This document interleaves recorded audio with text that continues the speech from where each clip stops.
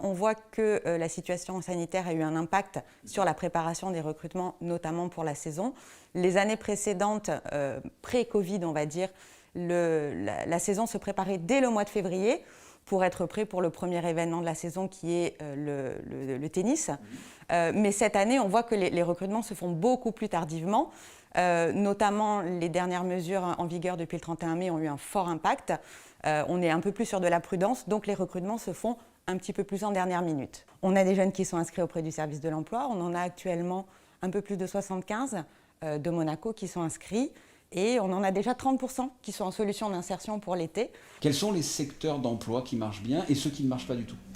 Alors, c'est un peu différent des années précédentes, notamment pour le secteur administratif. On a pu avoir les années d'avant des employeurs qui recrutaient des jeunes pour des emplois saisonniers, pour de l'accueil, de l'archivage. Mais là, effectivement, avec les mesures actuelles et le travail à distance qui est obligatoire, typiquement, c'est un secteur qui, actuellement, ne recrute pas.